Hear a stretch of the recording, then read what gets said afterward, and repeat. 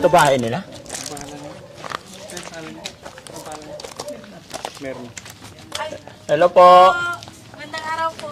Kumusta po kayo? Okay lang po dati po. Sila yung ano, may sakit? Dialysis po. Kayo nagda-dialysis? Opo. Ilang taon na po kayo? 26. 20? Sino yung pumunta doon? Sila Ako ba yung po. pumunta doon? Kami po. Hmm. Nanay ko. Nanay niyo po, yung kasama niyo nagpunta doon. Opo. Kailan nagsimula yan? Ano po, 2022.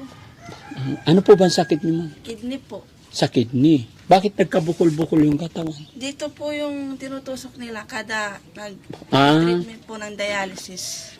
Pasok po kayo. Sige po. Dito po. Okay. Ayan. Ito bahay niyo? Opo. Halika, honey. Pasok. Ito po lang yung bahay ko. Ilan kayo nakatira dito? Ano, bali 3 lang po kami nung anak ko tas asawa. Anak niyo? Opo. May anak ka pala. Isa lang po. Asan asawa niyo? Nagtatrabaho po. Anong trabaho? Sa bakery lang po. Bakery. Ilang taon ka na, ma'am? 26 po. 26 pa lang. Bata pa. Pwede tayo. Opo, Yan. dito po sa loob. Alis. Tuloy po kayo. Sige, upo ka, ma'am. Rika Manangan. Bata pa niya. 26. Saan nagsimula yung sakit niyo po? Ano po kasi dati, Frankie, dati po, nagtatrabaho po kasi ako sa bakery. Ang ano po namin dati, puyatan, kasi magmaraming gawa. Abot po kami ng madaling araw. Pag ano, uminom na lang ng energy drink para hindi na po inaantok. Tapos? Tapos, sa mga pagkain din po ng mga maalat, yun po, yung sabi po ng doktor. Tapos mga soft drinks din po.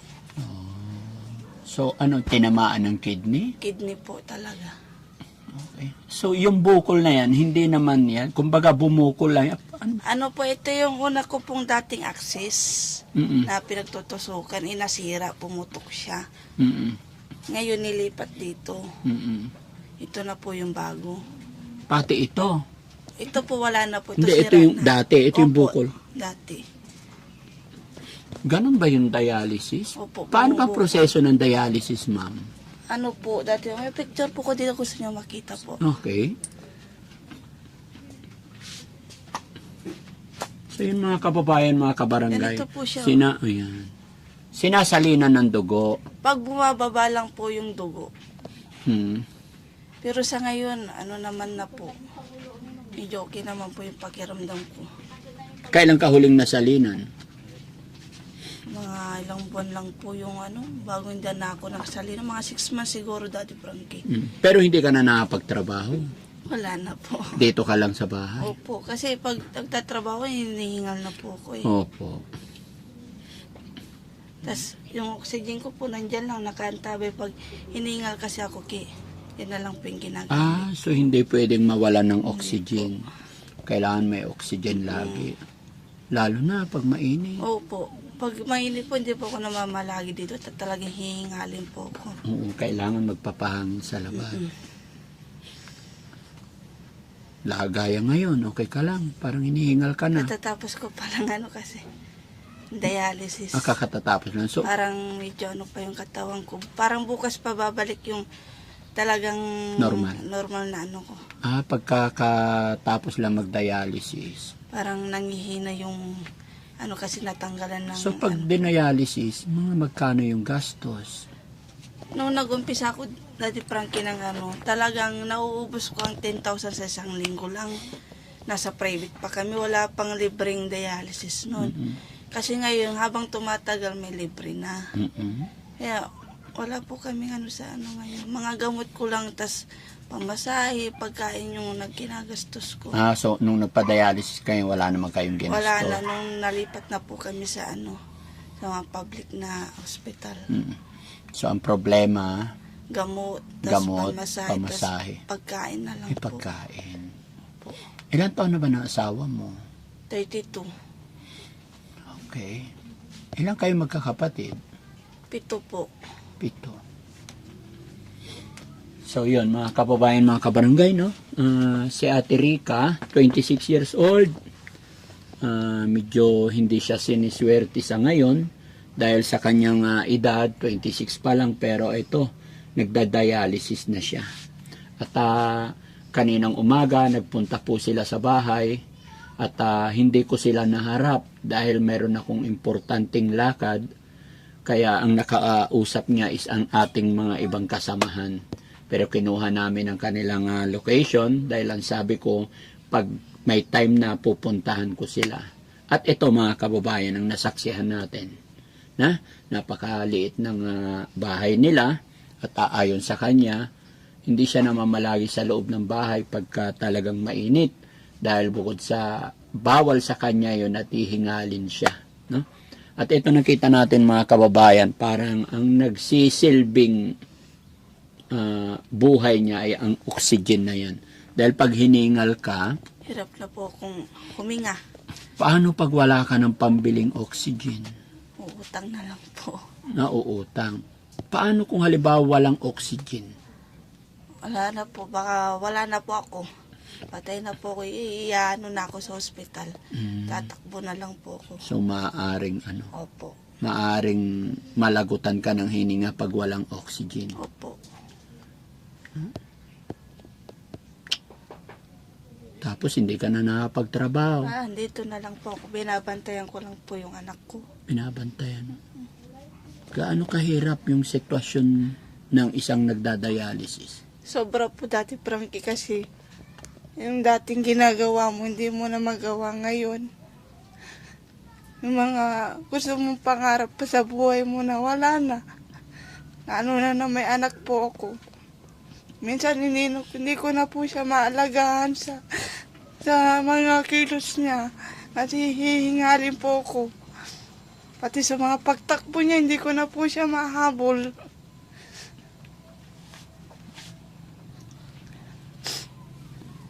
Wala na po. Ito na lang po yung buhay ko. Naantay ko na lang kung kailan ako kukunin. Pero ang dasal ko lang sa Diyos, mapalaki ko muna yung anak ko bago kukunin.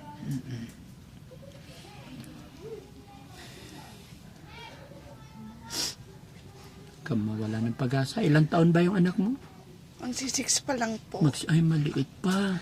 2 years old pa lang po siya nagsimula ako nagkasakit. 2 taon pa lang. Yung time na po yun, hirap na talaga ako kasi ang lilit pa lang niya. Aalagaan pa siya, tapos pati ako aalagaan pa din. Sadyang napakahirap ng dapuan ng sakit, no? Tama yung sinabi mo, talagang pag nagkasakit ka ng ganyan, maglalaho yung pangarap mo. Hindi ko siguro naalagaan yung sarili ko dati kasi sobra din sa pagtatrabaho. Kasi dati, nagtatrabaho pa ako sa bukid. Nagpipitas lang ng mais ka para may ano sa araw-araw. Kasi yung trabaho ng asawa ko, mali lang din. Okay. Napakahirap tignan yung anak natin, no? Hindi na natin magagabayan. Opo, tapos wala na yan. Hindi na siya masusundan kahit gusto pa namin. Mag-isa niya lang, Nag-aaral naman na siya. kinder po.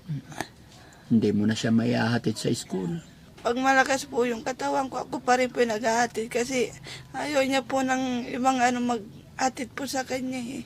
Gusto niya ako. Gusto niya ikaw. Pero pag araw ng dialysis ko, hinahatid ko lang, tas iano ko na sa tita ko, siya na yung magsusundo. Siya ang nag-a-assist sa'yo pag magda-dialysis. Mahirap din naman kasi pag walang kasama sa dialysis. Okay. Kasi pag may time kasi na pagkatapos ay mag-dialysis, nahihilo kami. Kaya dapat may kasama talaga. Mabuti, malakas pa yung nanay mo, may tumutulong pa sa'yo. Opo. So, isa lang ang anak nyo. Opo. Okay. Wag lang tayong mawala ng pag-asa, ha? Pray ka lang. Kung mabibigyan sana ako ng pagkakataon ma-transplant. Kaso mahal kasi. Milyon. Yun ang pinaka-gamot nun, yung kidney. Pagagamo, pero yung may maintenance pa rin po. Pag may Pagkatapos ng opera, pagkatapos ng transplant. na mawawala lang yung dialysis. Para mawala na. Opo. Kasi ang hirap din pong pumunta sa dialysis kahit na malakas ang ulan, bumagyo, pupunta ka. Ay, ganun. Opo. Pag-schedule niya. Bawal po umiskip ng dialysis. Paano pag na-skip mo yun? Kasi pag na-skip mo, kami yung mahihirapan, mapupuno yung tubig namin ng katawan. Kaya dapat lagi kami nalilinisan. Kasi hindi na po kami umiihi. Ay, hindi kayo umiihi? Wala na, dahil nasira po yung kidney namin. Hindi na po siya umaandar na siya yung naglilinis nung dumi sa tiyan. Ayun po yun. Kaya kailangan talaga ingatan yung... So, yung cause ng pagkakaroon ng kidney problem is sa pagkain? Opo. Mga maalat, ganun? Opo. Okay, pero nagkakapagtaka, napakaaga mong dinapuan, 26 years old. Opo, kasi nung ipinanganak ko kasi yung anak ko tumas yung pressure ko. Parang na-high blood ba ako. Siguro nag-umpisa na po doon. Tapos hindi ko na po naalagaan yung katawan ko. Okay. Kaysa din po yun na nag-cause ng pagkasira ng kidney ko, yung pagka-high blood ko po. Okay. Sige. So, yun mga kababayan, no? Napakahirap ng sitwasyon pinagdadaanan ni Ate Rica ngayon. Kaya minabuti ng team, napuntahan siya para makita rin yung sitwasyon. Itong bahay nyo, Hindi ko po ito lupa. Parang pinaalam ko lang po sa lola ko na may-ari na pwede dito muna ako magpatayo ng bahay ko. Kasi pag doon pa sa nanay ko, marami na kasi kami dyan eh. kaya dito ka na lang. Pero yung mga pagkain ko, dyan ako nakikikain kay nanay. Kasi hindi na ako nakakagalaw nung magluluto pa ako. Okay. Kaya wala kayong makikitang lutuan dyan sa ko. Parang binibigyan ka na lang nila ng pagkain dito.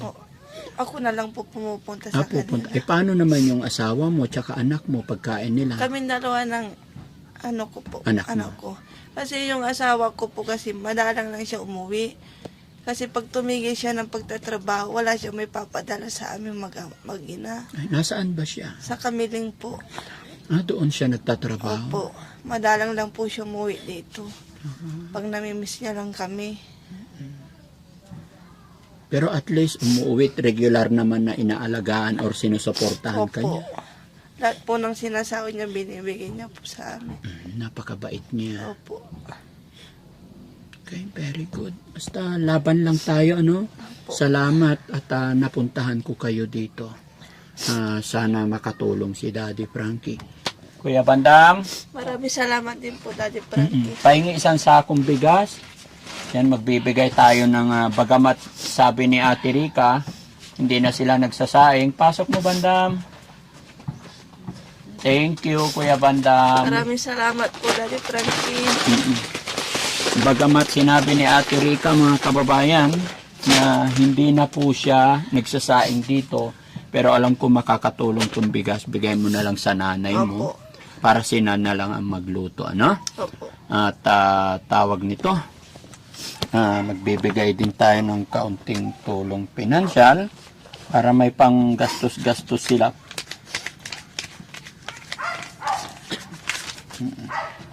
So mabuti, Ate Rica, at kahit na anong nangyari, kahit gaya sitwasyon, napakabait ng asawa mo at hindi kanya pinapabayaan. Opo. Gaya na sinabi mo na binibigay niya yung lahat ng sweldo niya.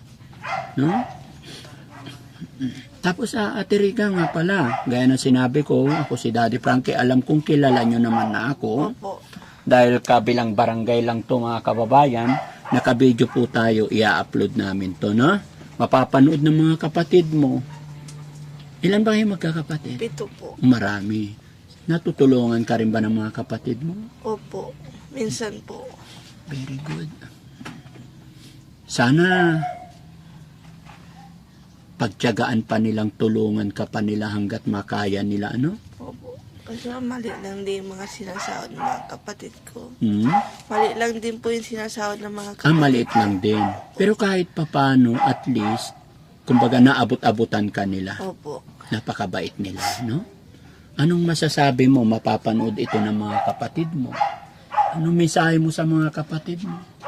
Sa mga kapatid ko, maraming salamat sa inyo kasi kung ano yung mga hinihingi ko, binibigay nyo. Nang walang mga kung ano-anong sabi, bigay ka agad. Sana magpatuloy kayong ganyan sa akin. Pasensya na kayo, may kapatid kayong ganito. Sa nanay mong napakatyaga, sinasamahan ka lagi. Sa nanay ko rin, hindi ko alam kung paano ko siya sasalamatan sa mga sakripisyo niyang binigay. Sa mga pagsubok na dumaan sa amin kahit na ako hirap na. Magpapasalamat ako sa kanya kasi hindi siya sumusuko na nandyan. Okay. Nararamdaman kita. Sa asawa mo naman, syempre. Sa asawa ko na mahal ako kahit ganito na ako, hindi pa rin ako pinagpalit. Sobrang sipag niya na magtrabaho. Sana mag-ingat ka palagi dyan.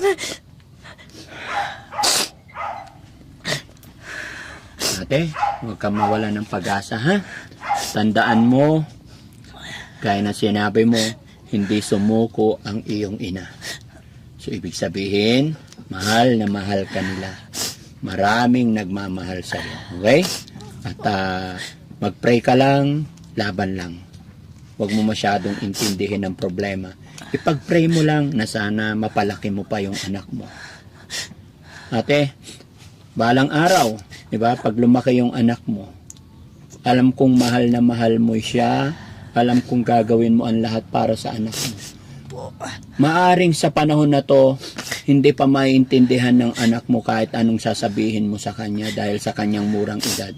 Pero paglaki niya, mapapanood niya tong video na ito. Ano yung mensahe mo na mapapanood niya pag dumating yung panahon na malaki na siya? Sana ko na nag-iisa. Kung mapapanood mo naman ito balang araw, sana lumaki ka na may takot sa Diyos. Magpakabayit ka, mag-aaral na mabuti. Kasi ikaw lang ang anak ko nag-iisa. Pangalan ng anak niyo po? Gohan po. Lalaki siya. Opo. Ayun po siya. Okay. Sige, Nay. Ate Rica, pakatatag ka lang, ha? Opo. Ito, may dala akong 5,000. Sana makatulong to sa'yo. Maraming salamat po, Daddy Frankie. Walang ano man. Napakalaking tulong po ito sa akin. Pray lang tayo. Opo. Pati ako naiiyak eh. Alam ko, hindi biro-biro ang iyong pinagdadaanan. Pero mapalad ka pa rin compare sa ibang may sakit, may karamdaman. Dahil may pamilya, may kapatid, may nanay ka, at may asawa ka na hindi ka nila pinabayaan. Opo. Sadyang may kapalaran ang bawat isa sa atin. Kaya maging matatag lang tayo. Lagi tayong tumawag kay God, no? Opo. Apa. Thank you po. Walang ano man, no? Kasama ko nga pala si Aling Rochelle, ang aking asawa. No? Hello po. Matatag ka, ha? Opo. Kaya mo yan, ha? Pray ka lang kay God. Maraming salamat po. Sana po marami pa po kayo matulungan na kagaya ko nangangailangan. Yes. Laban lang, no? Opo. So yon mga kababayan, mga kabarangay. Sa mga paglipas ng mga panahon, paglipas ng bagyo, napakahirap paglabanan yung mga pagsubok. Pero sa nakikita ko kay Ate Rica, di hamak na mas mahirap pa yung pinagdadaanan niya. Pero dahil may Panginoon tayo na siyang walang tigil na gumagabay sa atin, kaya hanggang ngayon, no, lumalaban pa rin, no?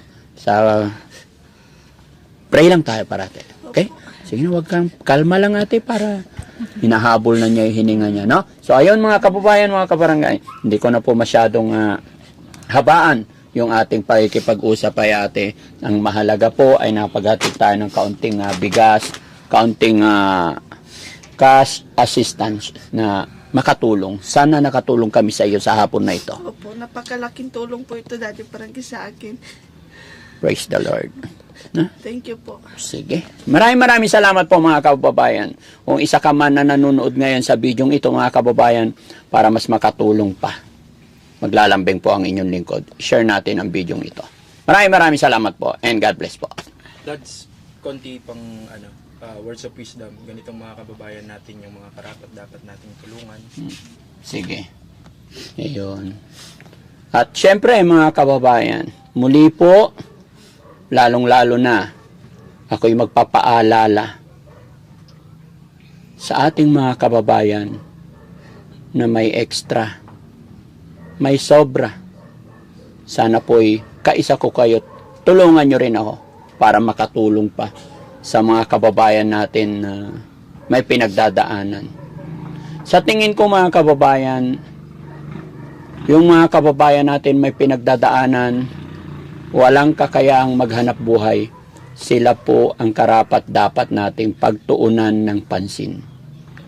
Dahil alam ko po, maging si Ate Rica, hindi po niya ginusto na maging ganito siya. Subalit, pilit pa rin niyang nilalabanan, alang-alang po sa kanyang anak na 6 na taong gulang pa lamang. Ayon sa kanyang mga kababayan, ang kanyang asawa halos hindi na po mag-day off para matugunan or matustusan yung pagdadialysis ng kanyang asawa. No? Huwag kang mag-alala ate, sana makabalik pa kami rito at makatulong pa ako muli sa'yo. Nga pala Ate Rica, gaya na aking sinabi, i-upload ko to. Maraming mga kapanood sa mga kababayan natin.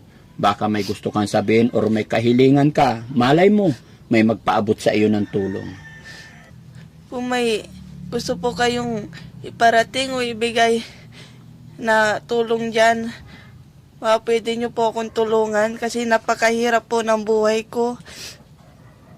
Ang hirap-hirap po na nagdadialysis na wala kang daladalang pera sa daan. Pati pambili po ng gamot, wala po. Minsan humihingi lang ko po ako sa mga may mabubuting loob po dyan sa mga sa hospital po na binibigay po nila. Sige. So ayan mga kababayan, maraming salamat.